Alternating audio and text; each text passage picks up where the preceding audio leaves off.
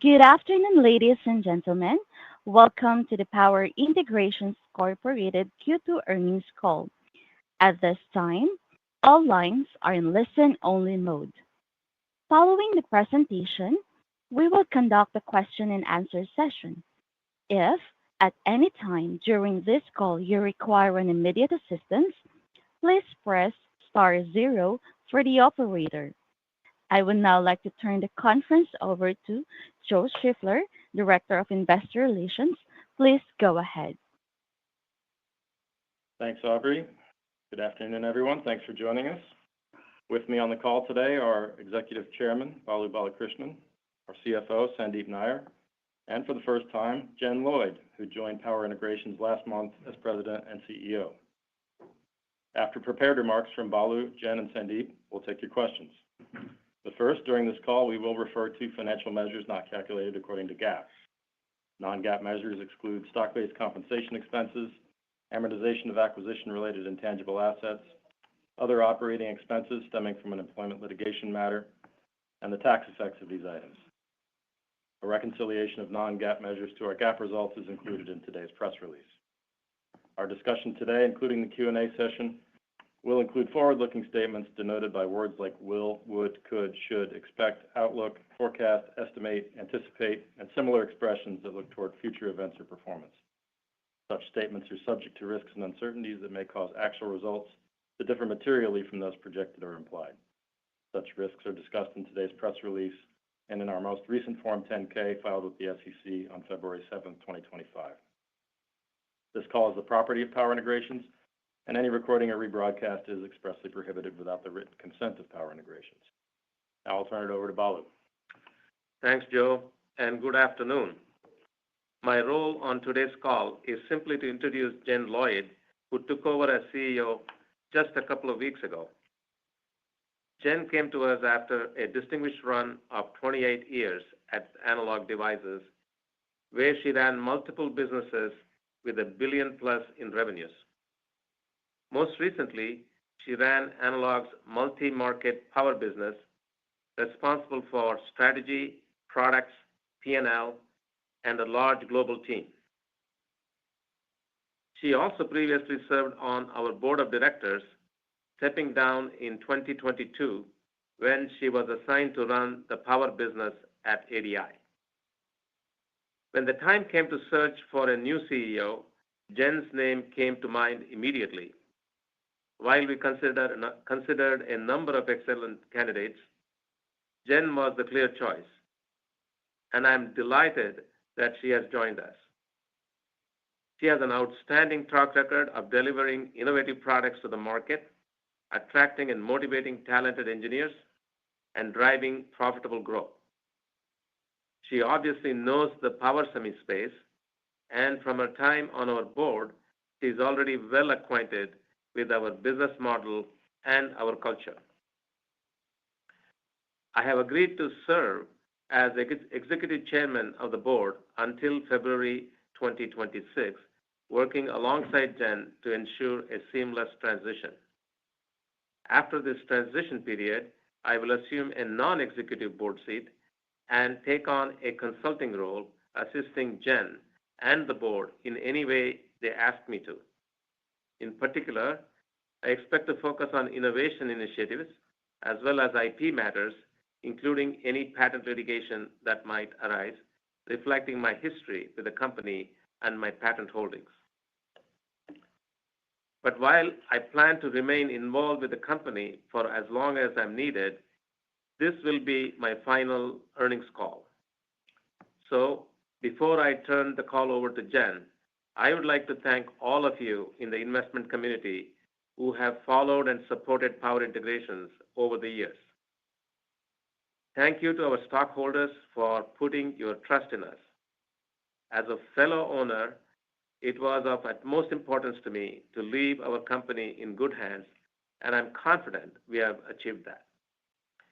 To the analysts who have covered our stock for so many years, and some of you since our IPO all the way back in 1997, I have learned a great deal from you about our industry and your industry too, and I will certainly miss working with all of you.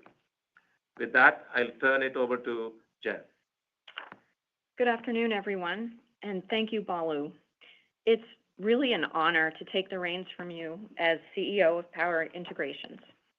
Since my time on the board, I've admired the franchise you've built in high voltage, as well as the foundational technologies that will drive our future growth. I'll have more to say in the months ahead about my plans to deliver that growth and get us on a path toward $1 billion in revenue. In the brief time we have today, I'll share a few thoughts on the opportunities I see ahead of us and discuss a few key developments since the last earnings call. The core of our business, almost 90% of sales, is power conversion ICs for appliances, consumer electronics, and a wide array of industrial applications. We have a market-leading portfolio of products for these markets, with more in the pipeline. For example, our flagship InnoSwitch platform represents the state-of-the-art in power supply architecture, building isolation into the package and eliminating optical feedback to simplify the system and enhance reliability. We're leveraging the technologies at the heart of InnoSwitch into our automotive efforts and into new disruptive products like our multi-output InnoMux ICs.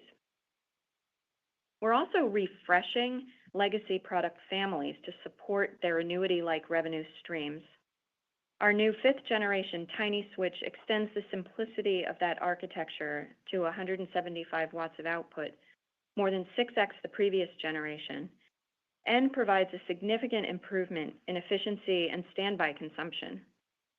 In the coming months, we'll introduce a GaN version of our Top Switch products, giving longtime Top Switch customers a way to tap into the efficiency of GaN at extended power levels. Notwithstanding the near-term uncertainty, our core business is back on a growth trajectory after the long post-pandemic down cycle. And after our exit from China cell phones last year, the mix of our business is stickier with a higher margin profile. In India, we have a major role in the ongoing 5G fixed wireless rollout, as well as the planned installation of 250 million smart meters. We're also growing our metering business in other geographies, with 3 new design wins in Japan in Q2 and 1 in Europe using a GaN-based InnoSwitch. Overall, metering revenues are on track to grow 20% plus this year, and our higher voltage GaN products offer a path to ASP expansion in that market as customers upgrade existing silicon designs. GaN is already driving growth in notebooks, TVs, gaming, and many more applications. In fact, revenues from GaN products are up more than 50% for the first half of the year. While our core consumer appliance business faces short-term headwinds due to tariffs and stagnant housing markets, we remain bullish on the long-term opportunity. Rising wealth in emerging markets is making appliances affordable for more people every day, and tighter efficiency standards are driving adoption of GaN and brushless DC motors, all of which should benefit us as short-term headwinds subside. While I'm pleased that our core business is growing again, what's really exciting about the Power Integrations story is the opportunity to level up our business into higher power, higher value systems. Advanced high voltage semiconductors are essential in EVs, AI data centers, electric rail, and in modern power grids centered on renewable energy, battery storage, and long-distance DC transmission. It's early days for me here, but it's already clear to me that we have the technology and the system-level know-how to win in these markets. On the high end of the power scale, we have the world's premier gate driver technology for IGBT and silicon carbide modules. Since entering the gate driver business more than a decade ago, we have invested in products and design support capabilities to prepare for the expanding opportunity in clean energy, electrification, and modern power infrastructure. These investments are paying off with customers, driving more than 40% growth in high power revenues in the first half of 2025. High power design wins in Q2 included a traction inverter for a major U.S. heavy equipment manufacturer, solar and battery storage inverters for a Spanish OEM, and silicon carbide drivers for an electric bus at a European EV OEM. The other critical asset enabling the pivot to higher power is our proprietary GaN technology. Power Integrations was first to market with high voltage GaN in 2019 and has executed an aggressive roadmap on multiple dimensions: cost, voltage, and power. While GaN is already driving growth in our core power supply business, it is also the key to our SAM expansion plans and ultimately our path to $1 billion in revenue. Two important developments have occurred in the GaN space since the Q1 earnings call. First is the decision by TSMC to exit the GaN foundry business in 2027. While this creates challenges for competitors relying on TSMC, the real significance from our perspective is that it validates a core tenet of our strategy, that for power transistors, process technology and device design are interdependent, and controlling both to optimize system performance is the best path to success, whether in silicon, silicon carbide, or GaN. So it's no surprise that IDMs are moving into the GaN space, and we're well positioned to compete with our fabless IDM model and well over a decade of GaN development experience and know-how. Owning the process and the device technologies used in our products allows us to differentiate at the transistor level on factors such as cost and voltage rating. Control over manufacturing parameters, yields, performance, and quality gives us maximum flexibility to develop system-level products for the markets and applications we target. Our system-level expertise allows us to extract the maximum performance from our proprietary GaN technology and provide system-level reliability and ruggedness. This relates to the other recent development in GaN, which is NVIDIA's announcement that it will support an 800-volt DC architecture in the next generation AI data centers. The new architecture will save space and improve efficiency by reducing the need for rack-level AC to DC converters and drastically reduce copper usage by enabling lower current. Power density is the name of the game here, and the 800 to 54 volt conversion at the server board will likely require GaN to achieve the kind of densities needed in next generation data centers. Our 1250 volt GaN can support an 800 volt rail in a conventional architecture, whereas lower voltage technologies like 650 volt GaN will require stacking of multiple devices, compromising power density and adding complexity. And while silicon carbide is capable of handling 800 volts, GaN's higher switching speed enables a smaller transformer and higher efficiency, again resulting in higher power density. We are the only company shipping 1250 volt GaN today, and we designed our technology with the higher voltage applications in mind. Data center architectures will continue to evolve beyond the 800 volts, and we're ahead of the curve with 1700 volt technology already in the market and higher voltages still to come. We've taken the right technology steps to be well positioned to offer system level solutions, and my focus will be to make sure that our product development efforts are aligned with the markets we're going after. At ADI, I oversaw the introduction of many products, including system level ICs and modules. So I know what it takes to define and develop complex products that anticipate and meet customers' needs and are delivered on time. Markets like data center and automotive have different requirements than the broad-based low-power markets that comprise our core business, and I will be adapting our teams and our processes to those needs. Before I turn it over to Sandeep, I'll comment on the near-term outlook. Orders have slowed in recent weeks, likely reflecting customer caution around constantly changing tariff headlines. Our third quarter revenue outlook of $118 million plus or minus $5 million reflects continued strength in the industrial category and in GaN products, tempered by softness in appliances, which make up most of our consumer category. Steel tariffs and tariffs on finished goods tend to be meaningful in this market, given the high dollar value and steel content of most appliances. A large U.S. appliance customer reported recently that Asian OEMs have continued to load inventory into the U.S. to take advantage of delays in tariff implementation, which is likely to affect demand from our Asian customers in the second half. However, channel inventory of our products remains healthy, which should enable our business to re-accelerate as excess finished goods inventory clears.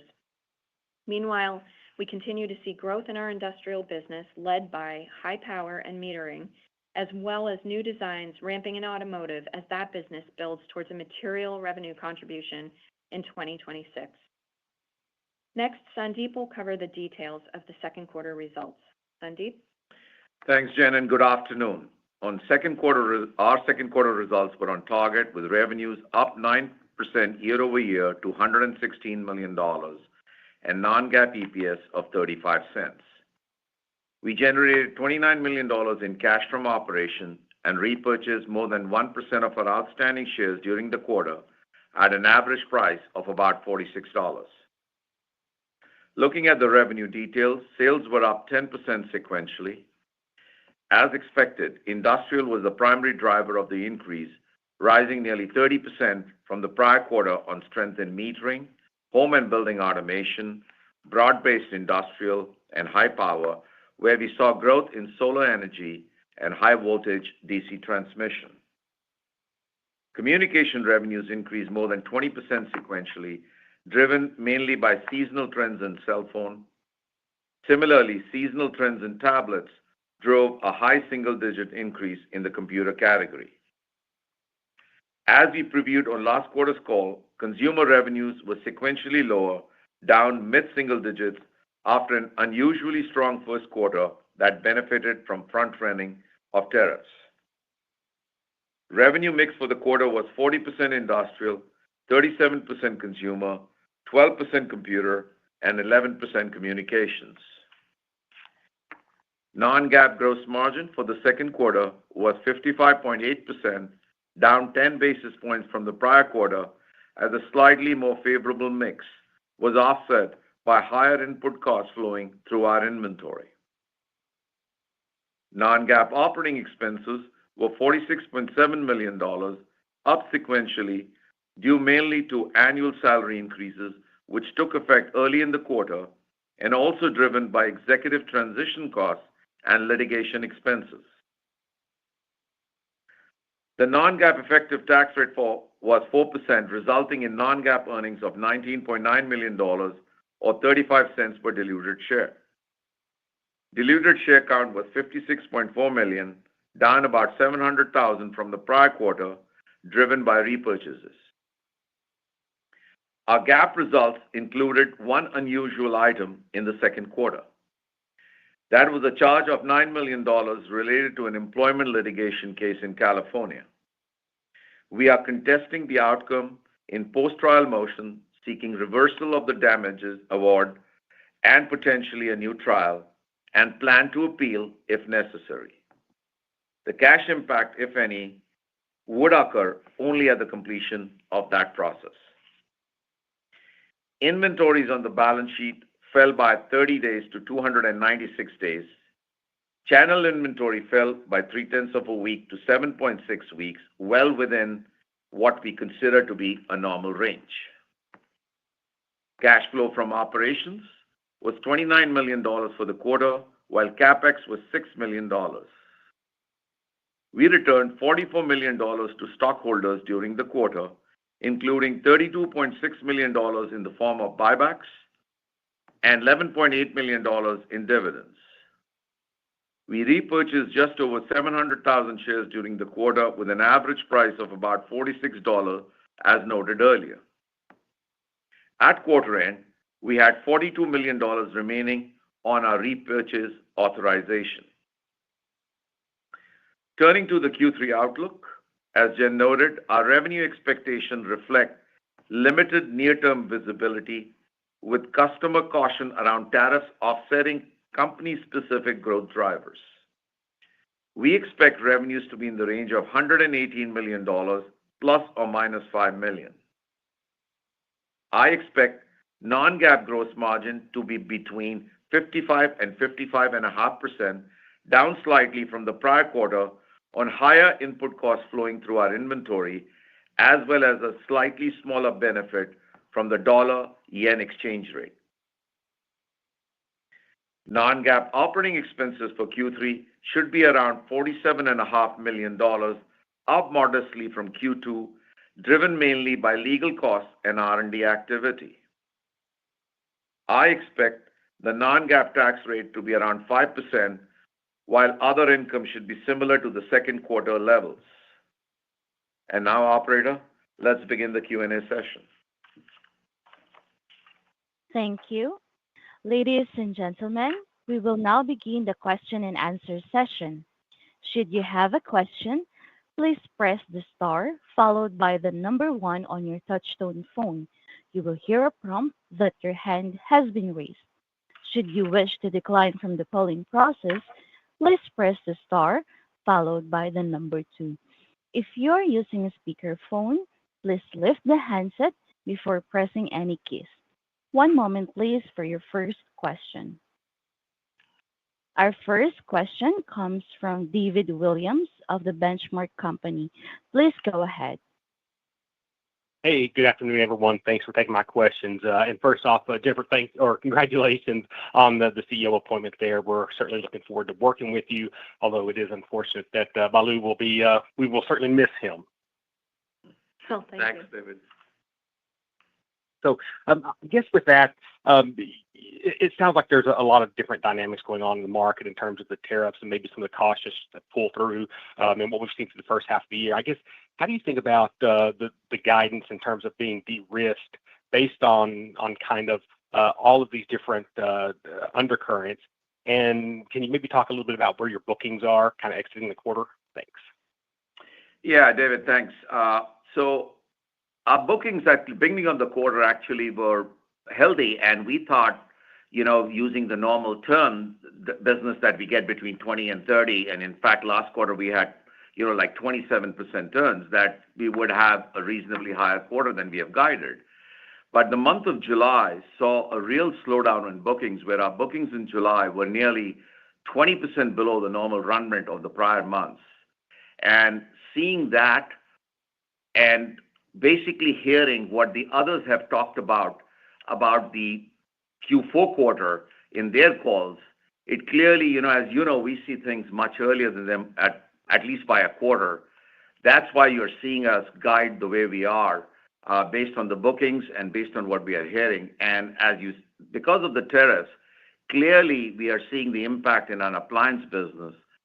Especially if you look at our major appliances, they grew, nearly 15% in the first half. And that clearly shows, which is well above our, normal growth rate in that business, as well as design wins, which led to us to believe there was clearly some front running that happened there. And when you hear people like the big U.S. company talking about how the Chinese OEMs have been putting in a lot of finished goods in the U.S. prior to the tariffs, it leads us to believe that will have an impact in the second half. Putting all that together, that's why we have guided to the level we have guided. Great color there. Thanks for that. And then maybe just kind of thinking about the strategy going forward, there were a couple of things that you had mentioned in terms of your prior experience and how you feel like your strategy will be deployed here at Power Integration. Just wondering, can you kind of talk through some of the higher level things that you're thinking about? Obviously, we've always thought Power Integration ran very efficiently and very well. But coming in, I think you might have a different view. So could you give us maybe a level set of where your head is in terms of thinking of the strategy? Thank you. Sure, absolutely. I mean, again, I'll just repeat, Power Integrations has a great foundation, great technology here, high voltage expertise, system expertise, and so on. I think, what I see as a gap or where we can improve is on the R&D efficiency and driving improvements there. And I think, the end goal is really to invigorate the growth, to achieve the model that we set out, the double-digit growth model. And so, I think the applications that we're looking at, those are great applications that fit very well with the technology that we have, but we have to have the products out there to meet the needs of the customers in those application areas. So, areas like data center, automotive, and leveraging the capabilities in high voltage and is what we want to do, but we got to make the engine efficient. Thanks so much. I'll jump back in the queue. Thank you. Our next question comes from Tore Svanberg of Stifel. Please go ahead.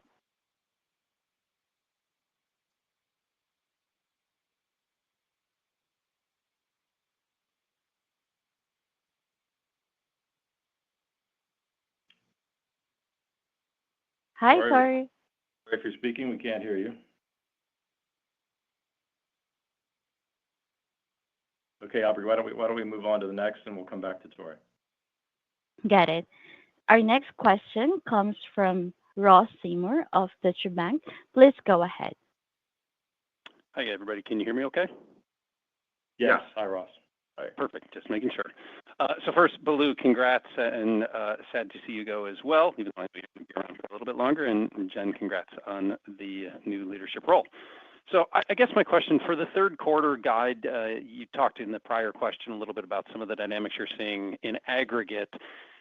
Could you talk a little bit about how you're seeing them by segment? I know you said industrial still strong, consumer has the appliance issues, but when you think about the puts and takes versus the flat to slightly up guidance, how do the segments work out? Yeah, I think you're not going to see much mix. So I think growing from 116 to 118, pretty much what you're seeing is you're going to see industrial and consumer to be kind of flattish, and the growth, little growth coming from the other two segments.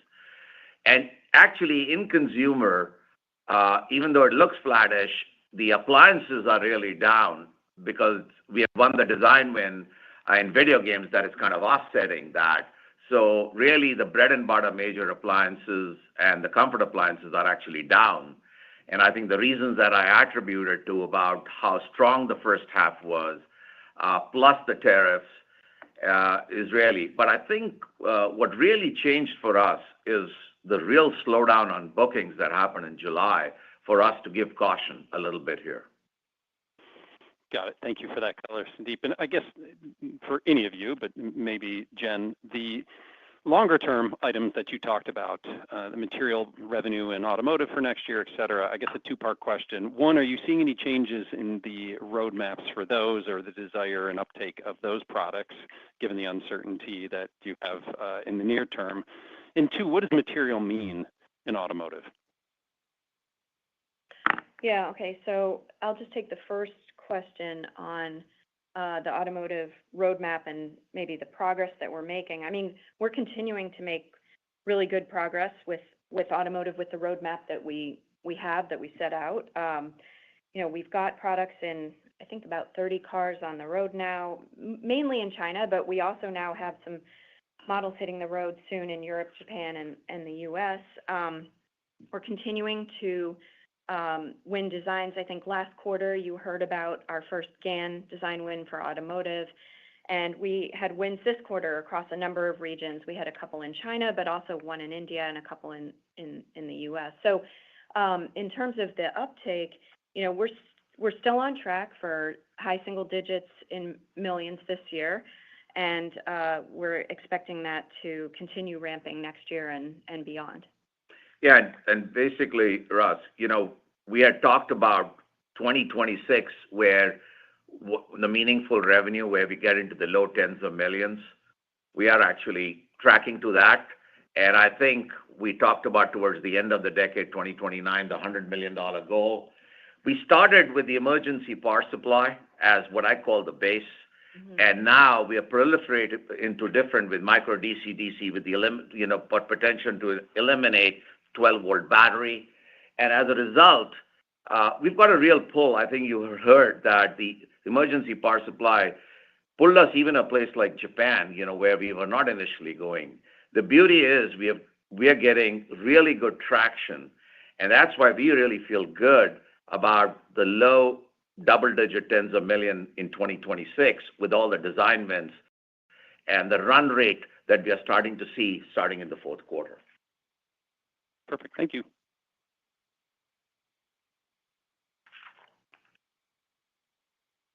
Thank you. May we go back to Tore Svanberg for his question? Yes, thank you for that. Sorry, just managing a few calls here. And Balu, congratulations again in your retirement. I really appreciate working with you. over the years. Thanks for your wisdom, and Jen, welcome on board. I guess my first question on this sort of pull-in slash inventory adjustment. First of all, is it mainly in consumer, or are you seeing it perhaps in a few other parts of your business? And since channel inventory is still quite lean, should we think of this as being sort of like a fairly short-lived correction compared to what we've seen before? It's a really good question. So the way I'm looking at it, and I'm just trying to read the tea leaves here. I've never seen this adjustment to be less than 2 quarters. Sometimes lingers a little more. And the reason I'm trying to do this is because all the other companies were talking about Q4, and we see it a quarter earlier. For us, mainly it was in appliances, but our visibility, as you know, is low. And basically, I think the real drop in orders, 20% decline, from a nominal average over the last 6 months, was meaningful.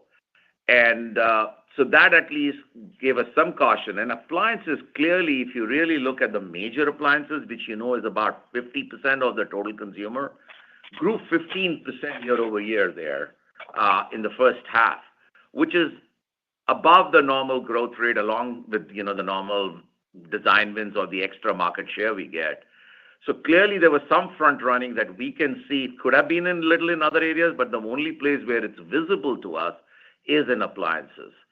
So taking what happened in July, the front running, visibility low, and then hearing what all the others in the industry are talking about Q4, and that we normally see these things a quarter earlier, led us to do this adjustment that we have talked about in our guidance. Yeah, that's great. The commentary from Whirlpool on this was very clear, and that's why we were very confident in what's happening in the appliance space.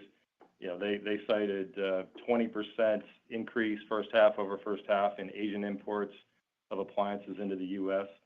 Our major appliance business was up mid-teens year over year in the first half, which, as Sandeep said earlier, is pretty far above what you would normally expect. So we can clearly see it in the appliance space. And again, as Sandeep said, there may be some of that activity happening in other markets, just not as visible to us. No, that's great color. And as my follow-up, I don't know if this is a question for Balu or you, Jen, but you mentioned that the TSMC exit from GaN. That's obviously a really big industry data point. I'm just curious, have you sort of seen any changes in the competitive landscape since then? There's obviously a few players that have sort of tried to qualify other foundries. But whether it's your sort of fab competitors or fabless competitors, have you seen any changes? Well, you're hearing other people talk about moving away from TSMC and going to other alternatives.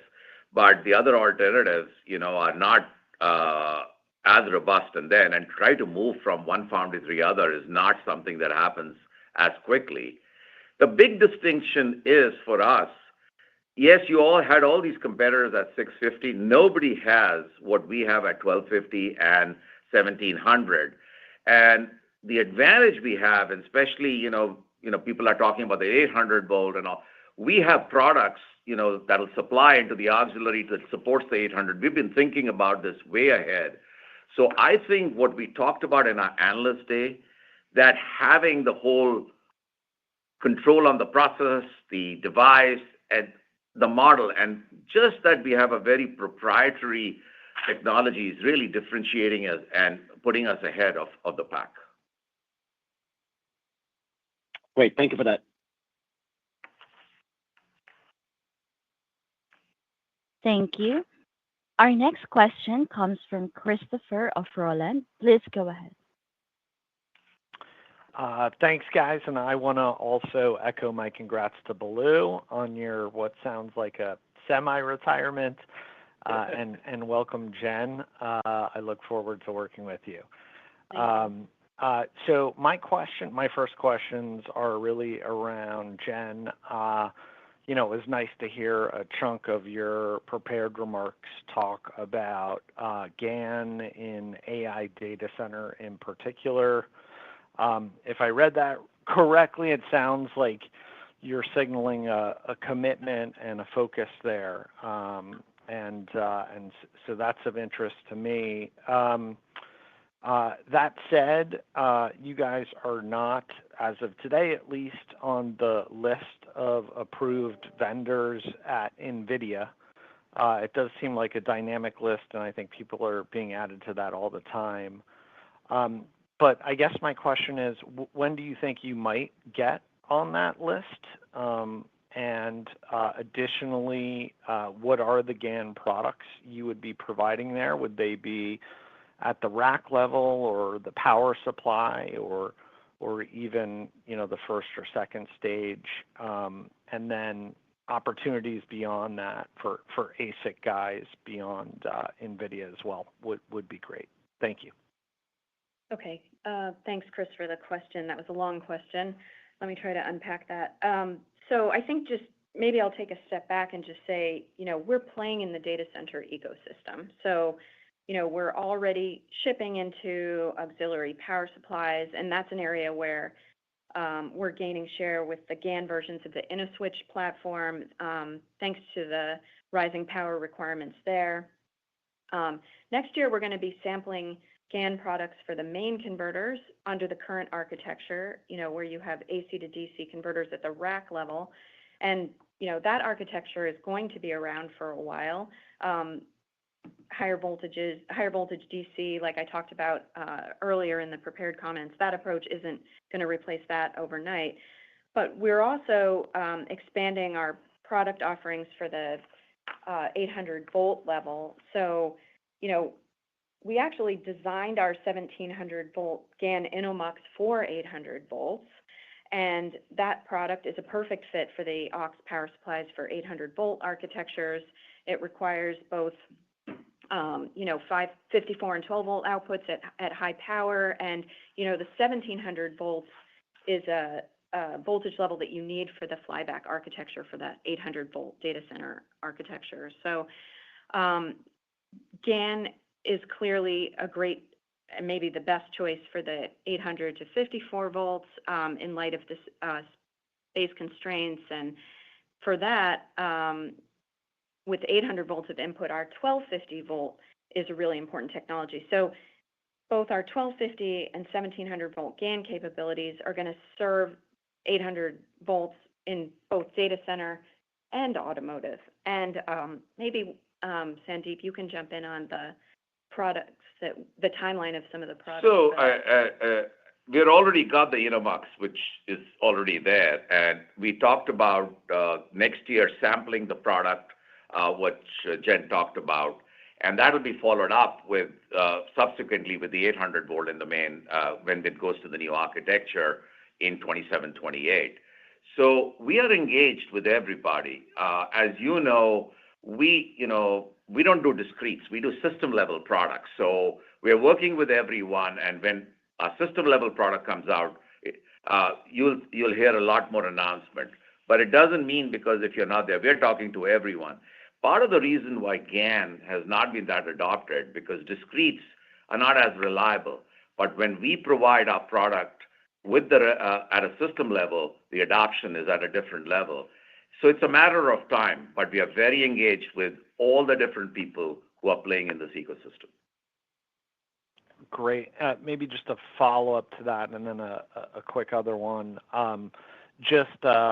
Maybe if you could give us a metric, either dollars per accelerator or rack or something like that, and tell us who your main competitors are in AI. And secondly, for Sandeep, am I understanding this correct? Like, will industrial continue to grow and outgrow the other segments because they don't have some of these other pull-ahead dynamics? Do you still think you can hit the double-digit long-term CAGR next year, or do you think this plays into next year as well? We absolutely get back. I think this is an adjustment that is happening. It's more macro and tariff related. And I told you this, if you really look at it, industrial will continue to be a very strong growth driver next year. We're going to grow in automotive. We're going to grow very strongly in metering, in high power, and home building automation. But in fact, I think all four segments will grow next year, with communication having good strength. We talked about the big GAN win that we had. We also winning in networking there. So I really think post how long this adjustment lasts, is it 2 quarters or 3, that I don't know, not smart enough, but it's at least 2 because you're hearing other people talk about the fourth quarter. So I think we'll be back to a double-digit growth starting next year.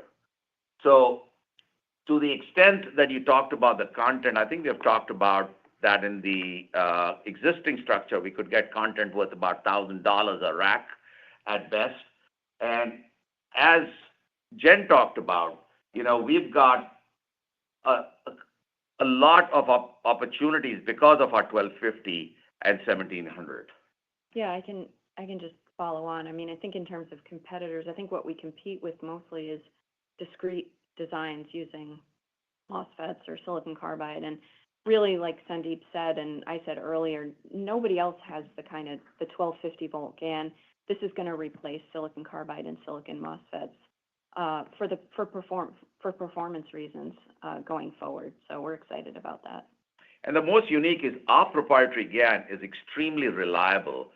And obviously, it's very much more cost effective than silicon carbide. So I think we've been talking about the play of our differentiation, and you're seeing our model related to GaN really play out with the exit that Jen talked about of TSMC. Thank you very much, guys, and welcome, Jen. Thank you. Thanks, Chris. Thank you. Our next question comes from Ross Seamer of Deutsche Bank. Please go ahead. Hi, guys. Just wanted to sneak in one quick follow-up. Sandeep, what's the expectation for channel inventory? You guys are doing a good job of keeping it pretty tight. I know it's in your target range, but within your guidance and maybe in the second half as a whole, since you're talking a little bit more about the fourth quarter, how are you expecting the channel to act? I think this quarter, I'm expecting the sell-in and sell-through to be kind of flattish. And because we are running, if you really look at it, we're running at 7.7, but if you look at within that, consumer is running at 6. And I think part of the reason we are back to that, Ross, is we have a lot of inventory and we have short lead times, so people really don't want to, load up. And I think there's caution because of tariff. And quite honestly, the appliances get impacted because the steel tariffs actually do affect the end product quite a bit. And that is another reason that is impacted. But as I said earlier, we had a pretty strong year over year in major appliances in the first half. Gotcha. I guess speaking in a little bit on the fourth quarter comment that you talked about, this potentially being a 2-quarter adjustment, et cetera. Is seasonality even a framework that matters? And if so, how would you think seasonality occurs versus this cyclicality/tariff issue as we get into the fourth quarter? Yeah, that's an interesting hard. For us, seasonality in our business really is in high power business. Typically in the first quarter, it's down. And of course, a little bit in the communication where you have cell phone that is, as you know, certain quarters that are stronger. But I think, and the other thing is for us, in the third quarter, typically comfort appliances, tend to come down because of the cycle of the build. But I think with this whole front running, things have gotten backed out a little in the appliance area. Now, whether this will be 2 quarters or 3 quarters, I'm not smart enough. But the reason I'm putting 2 quarters is because we see it slightly earlier. We saw it in July. People are still saying fourth quarter. So I think it's at least that. Now I have to see what happens in Q1, a little too early. And I want to see if there's more clarity that comes on this tariff that changes the whole equation. Every day you turn and there is a different rate, a different place. So we don't know how that'll play out. Fair enough. Thank you. And interest rates is the other thing, if the interest rates do tend to come down, that helps the housing market. So that's another thing, we have to wait and see what happens there.